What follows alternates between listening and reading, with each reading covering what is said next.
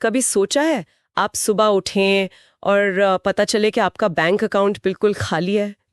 ये सोचकर ही डर लगता है ना। और चिंता की बात यह है कि भारत में ये सिर्फ एक डरावना सपना नहीं है, कई लोगों के साथ सच में ऐसा हो रहा है। तो आज हम इसी पर बात करेंगे। हमारे पास जो जानकारी है उसके आधार पर भारत में ये जो बैंकिंग फ्रॉड बढ़ रहे हैं उनको थोड़ा गहराई से समझेंगे। हाँ बिल्कुल। बैंकिंग फ्रॉड मतलब आसान भाषा में कहें तो कोई भी ऐसा गलत काम जिसमें फ्रॉड करने वाले लोग चालाकी से या धोखा देकर आपकी बैंकिंग डिटेल्स निकलवा लें, जैसे पासवर्ड है, पिन है, या फिर वो किसी टेक्नोलॉजी का गलत इस्तेमाल करके सीधे आपके अकाउंट से पैसे चुरा लें।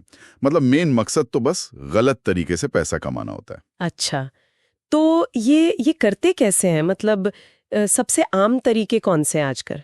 मैंने सुना है फिशिंग और विशिंग के बारे में काफी। इसमें शायद वो बैंक वाले बनकर ईमेल करते हैं या फोन करते हैं। हाँ बिल्कुल। फिशिंग मतलब ईमेल के जरिए और फिशिंग मतलब वॉइस कॉल यानी फोन पर।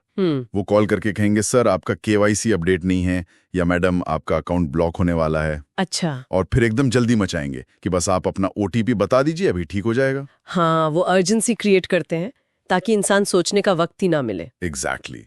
और लोग घबरा कर दे देते हैं डिटेल्स। और वो नकली लोन वाले ऑफर्स वो भी तो होते हैं। हाँ, वो भी एक तरीका है। आपको फोन आएगा या मैसेज कि आपको लाखों का लोन तुरंत मिल रहा है बिना किसी झंझट के। बस आपको एक छोटी सी प्रोसेसिंग फीस देनी है। आप फीस देते हैं और फिर वो गायब।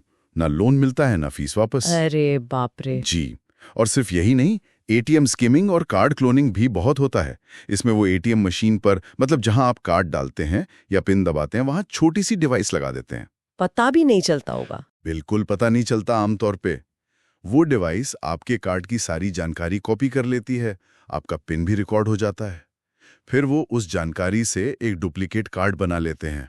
ओह, और फिर पैसे निकाल लेते हैं उससे। हाँ, कहीं भी किसी भी एटीएम से। चेक फ्रॉड भी पुराना तरीका है पर अभी भी होता है। चेक पे अमाउंट बदल देना या नकली साइन कर देना। और एक और जो काफी खतरनाक है वो है सिम स्वैप। सिम स्वैप, ये क्या होता है? इसमें फ्रॉड करने वाला किसी तरह आपकी टेलीकॉम कंपनी को धोखा देकर आपके नाम पर एक नया सिम कार्ड इशू करवा लेता है। जैसे ही वो नया सिम एक्टिवेट होता है, आपका पुराना सिम बंद हो जाता है। तो फिर सारे बैंकिंग ओटीपी, मैसेज, सब कुछ उस नए सिम पर यानी फ्रॉड करने वाले के पास जाने लगते हैं। मतलब आपके अकाउंट का पूरा कंट्रोल उनके हाथ में। जी। और फिर वो आराम से आपका अकाउंट खाली कर सकते हैं। तो आप देखें, इन सब तरीकों में कॉमन क्या है? धोखा, भरोसे का गलत इस्तेमाल या फिर टेक्नोलॉजी का मिसयूज। हमारे पास जो जानकारी है उसमें एक बात ये भी है कि जैसे शहरों में एटीएम स्किमिंग ज्यादा होती है, वहीं गांवों या छोटे शहरों में फोन कॉल्स मतलब फिशिंग वाले फ्रॉड ज्यादा तेजी से बढ़ रहे हैं। हाँ, ये बिल्कुल सही पैटर्न है। शायद इसकी एक वजह डिजिटल लिटरेसी मतलब टेक्नोलॉजी की समझ का फर्क हो सकता है। फ्रॉड करने वाले भी देखते हैं कि कहाँ कौन सा तरीका ज्यादा कारगर होगा। वो लगातार अपने तरीके बदलते रहते हैं। इसका असर कितना भयानक हो सकता है, इसका एक उदाहरण मुंबई से है। एक साहब को कॉल आई। कॉल करने वाले ने कहा कि वो बैंक के फ्रॉड डिपार्टमेंट से बोल रहा है। बातों बातों में उन्होंने भरोसा करके अपना ओटीपी शेयर कर दिया और बस कुछ ही मिनटों में उनके अकाउंट से 3.5 लाख रुपए निकल गए। सोचिए जरा, 3.5 लाख रुपए। हाँ, मिनटों में। मतलब कितनी आसानी से किसी की पूरी जमा पूंजी लुट सकती है। बिल्कुल। इसीलिए बचाव के तरीके जानना और उनको अमल में लाना बहुत जरूरी है। सबसे पहला, सबसे जरूरी नियम, अपना ओटीपी, सीवीवी नंबर, वो जो कार्ड के पीछे 3 डिजिट का होता है, या एटीएम का पिन, ये कभी भी किसी के साथ शेयर नहीं करना है। कोई कितना भी कहे कि वो बैंक से है, सरकारी दफ्तर से है, नहीं देना है मतलब नहीं देना है। बैंक कभी ये चीजें फोन या ईमेल पर नहीं मांगता। सही बात है। दूसरी बात, जब एटीएम इस्तेमाल करें तो एक नजर देख लें, कार्ड डालने की जगह पर, कीपैड पर कुछ अजीब सा तो नहीं लगा हुआ। कुछ ढीला या अलग से लगा हुआ महसूस हो तो सावधान हो जाएं। और वो जो अनजान लिंक्स आते हैं ईमेल या मैसेज में, या कोई कहता है ये ऐप डाउनलोड कर लो। हाँ, बहुत अच्छा पॉइंट उठाया आपने। किसी भी अनजान या संदेशजनक लिंक पर बिल्कुल क्लिक ना करें। कोई अनजान ऐप डाउनलोड ना करें, खासकर जो कहीं और से डाउनलोड करने को कहा जाए, प्ले स्टोर के अलावा।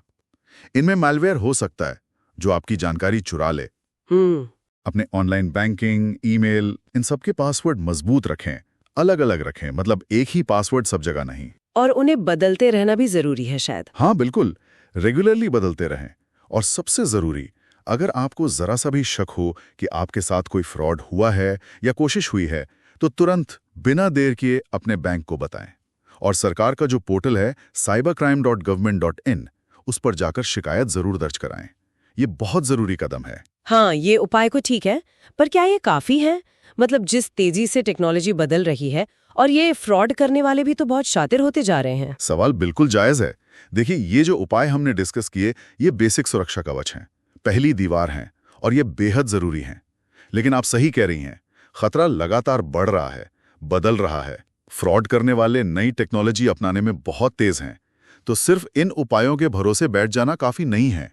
हमें लगातार जागरूक रहना होगा, अलर्ट रहना होगा, और जो नई तरह की धोखाधड़ी आ रही हैं, उनके बारे में भी जानकारी रखनी होगी। तो मतलब निचोड़ यही है कि अपनी मेहनत की कमाई बचानी है और चैन से रहना है, तो जानकारी और सावधानी, यही सबसे बड़े हथियार है। हमें हर कदम पर चौकन्ना ही होना होगा। हाँ, बिल्कुल। और अंत में एक सवाल छोड़ जाता हूँ सोचने के लिए। हम देख रहे हैं कि फ्रॉड करने वाले कितनी तेजी से AI वॉइस क्लोनिंग जैसी टेक्नोलॉजी अपना रहे हैं, जिससे फोन कॉल और ज्यादा असली लगे। तो ऐसे में भविष्य में और कौन सी ऐसी नई कमजोरियां या खतरे सामने आ सकते हैं, जिनके लिए शायद हमारी आज की सलाह या सुरक्षा उपाय काफी ना हो? इस पर सोचना जरूरी है।